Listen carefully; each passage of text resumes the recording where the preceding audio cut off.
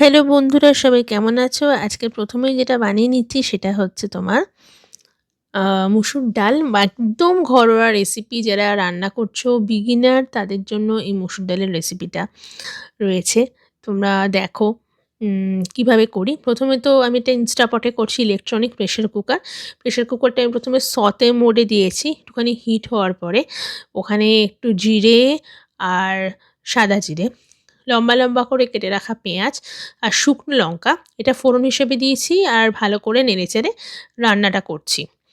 তারপরে চিড়ে দিয়েছি দুটো কাঁচা লঙ্কা, তুমি চিড়ে দিতে পারো, আস্ত দিতে পারো, দিয়ে ভালো করে ভাজছি। ঝালটা যার যার ব্যাপার, তবে কাঁচা লঙ্কা আর শুকনো লঙ্কার কিন্তু ফ্লেভারটা ডালে খুবই ভালো লাগে।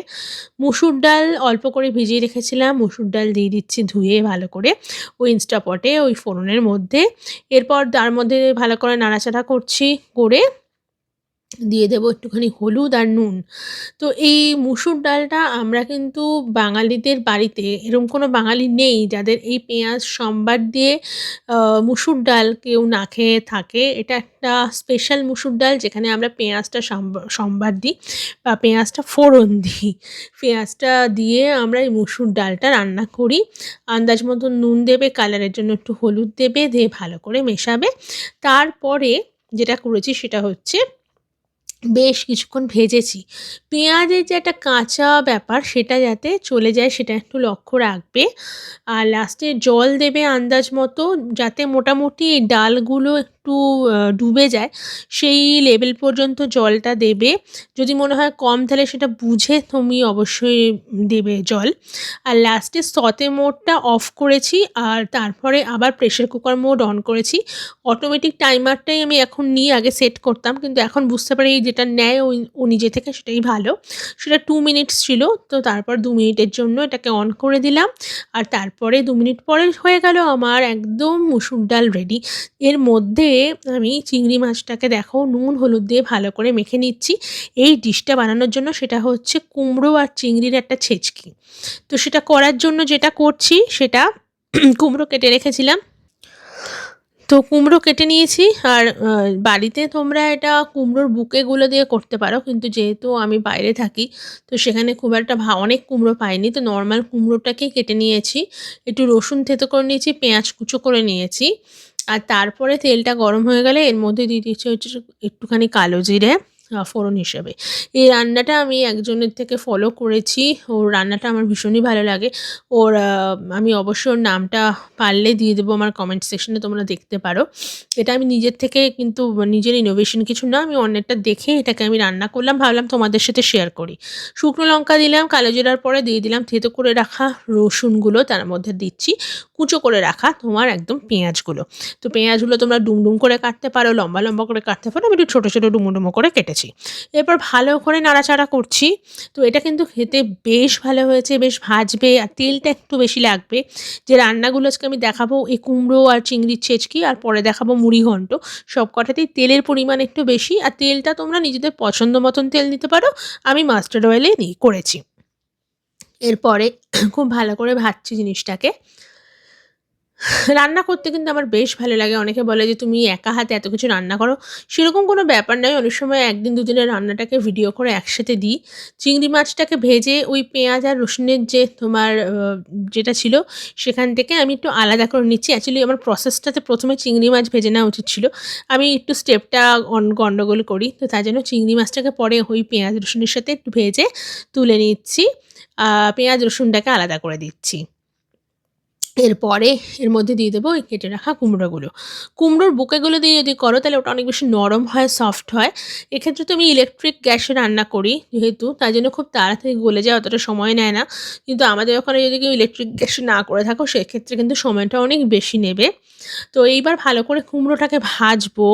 আ এখন একটু দিয়ে দেবো আরেকটু নুন, যাতে কুমড়ো থেকে একটুখানি জলটা বেরিয়ে ওটা সফট হয়ে যায় তাড়াতাড়ি।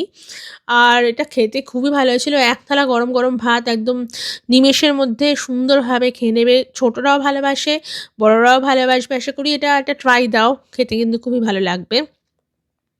এবার দেখো ভালো করে ভাজছি। তো সেদিনকে আমাকে টেক্সাসে থাকে সৌমিতা, তোর নামটা নিলাম। সৌমিতা আমার খুব ছোটোবেলার পরিচিত একটা মিষ্টি মেয়ে। ও আমার বাবার ছাত্রী এবং পরবর্তীকালে আমিও ওকে পড়িয়েছি কলেজে যখন ছিল। তো ও কলেজে, হ্যাঁ, কলেজে ফার্স্ট ইয়ারে যখন ছিল তখন আমার কাছে পড়তো। তো ও আমায় ফোন করেছিল, বলছিল, "দিদি তোমার রান্না খুব ভাল লাগে।" তো এই আজকে পুরো ভিডিওটা আমি ওর জন্য বানাচ্ছি। তো এই কুমড়োর যে যেটা বানাচ্ছি সেটাকে দেখো একটুখানি। আমি এটাকে দিয়ে প্রেসারটাকে দিয়ে এই হ্যান্ড প্রেসারটাকে দিয়ে ভালো করে প্রেস করে করে তোমার এই জিনিসটাকে কি করে দিচ্ছি, স্ম্যাশড করছি, মানে একটু যাতে ভালো করে নরম হয়, জিনিসটা পুরো ঘ্যাঁটের মতন হয়ে যায়, যাতে ঘ্যাঁট ঘ্যাঁটটা হয়ে যায়, তার জন্য করছি। তো এটা হচ্ছে আমার রান্না। তোমাদের কেমন লাগছে জানিও। হ্যাঁ, তো রান্না-বান্না করতে বিদেশ বিভুঁইয়ে ভালোই লাগে। আর এটা তো করতেই হয় বাধ্যতামূলক। বাধ্যতার সাথে, সাথে একটু ভালোবাসাও থাকতে হয়। আর যেকোনো যেকোনো ক্রিয়েটিভ জিনিস করতে আমার ভালো লাগে। মানে আমি বেসিক্যালি একজন শিল্পী মানুষ কিনা জানি না। কিন্তু আমার যেকোনো জিনিস করতে, রান্না করতে বলো, গান-বাজনা করতে, কোনো কিছু শিখতে আমি চিরকালই খুব আগ্রহী, আমার ভালো লাগে। পরনিন্দা, পরচর্চা জিনিসটার থেকে যদি নিজেকে তুমি এই কোনো কিছু একটা কাজে জড়িয়ে ফেলো, তখন দেখবে তোমার আশেপাশের যে মানুষগুলো, সেই সঙ্গী মহলটাও, তারাও কিন্তু পাল্টে যেতে থাকে। যাই হোক, একটু জ্ঞান দিয়ে দিলাম। লাস্টে একটু ফ্রেশ কোরিয়ান্ডার লিভস একদম চপ করে এখানে দিয়ে দিচ্ছি আর মিশিয়ে নিচ্ছি। আর অবশ্যই ওই কুমড়োটার সাথে তার আগে চিংড়ি মাছটাকে মিশিয়ে নিয়েছিলাম। এবার ভালো করে নেড়ে নেড়ে নেড়ে যতক্ষণ না জলটা টেনে শুকিয়ে যাচ্ছে, এটাকে নাড়তে থাকবে। আর একটু শেষে কাঁচা সর্ষের তেল ওপর দিয়ে একটুখানি ছড়িয়ে দেবে, তাহলে কিন্তু জিনিসটা আরও ভালো হবে। তো এটা ছিল আজকে কুমড়ো ছেচকির রান্না। কেমন লাগলো অবশ্যই কমেন্ট করে কিন্তু জানিও।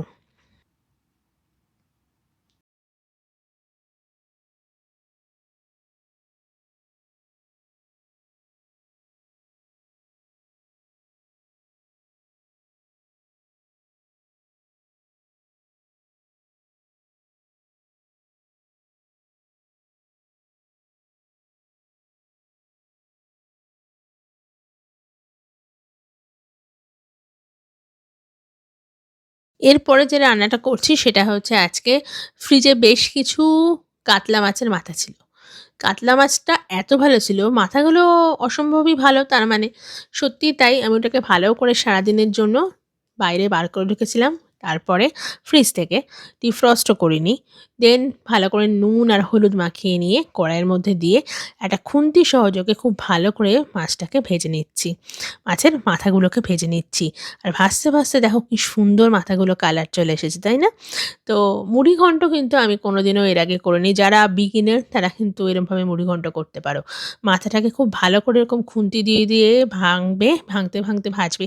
আর ঢেকে, ঢেকে ভাজতে পারো, তাহলে নরম হয়ে গেলেও তোমার ভাঙতে একটু সুবিধা হবে। আর তারপরে মুড়িঘণ্ট করার জন্য কিন্তু খুব খাটনি এখানে হয়নি আমার। তো একটুখানি তোমার গোবিন্দভোগ চাল ছিল আর অল্প একটু চিনি গুঁড়া চাল ছিল। দুটোকেই আমি একটু, একটু করে নিয়ে একটু ভিজিয়ে রেখেছিলাম, খুবই অল্প পরিমাণে। বেশি চাল দিলে একটা ভাত, ভাত হয়ে যায়, তো সেটা আমার খুব একটা ভালো লাগে না। তো এখানে গরম মশলা বলতে এলাচ, দারচিনি ১ম এ তেলের মধ্যে দিলাম। মাছের মাথাগুলো তুলে ওই তেলেই এটা ফোড়ন দিয়েছি। তার মধ্যে দিয়ে দিয়েছি হচ্ছে একটুখানি গোটা জিরে। দেন আলু আর পেঁয়াজটা একসাথেই দিয়ে দিয়েছি, আলাদা করে আর দিইনি। তারপর ভালো করে ওটাকে মিশিয়ে ভাজছি। এই আলু আর পেঁয়াজটা খুব সময় নিয়ে সন্তর্পণে ধীরে, ধীরে ভাজবে। কারণ আলুটা আর পেঁয়াজটা সেদ্ধ হওয়াটাও উচিত। আবার একটু ক্রাঞ্চি, ক্রাঞ্চি ব্যাপারটাও, যাতে মুড়িঘণ্ট তো খুব না হলেও হবে।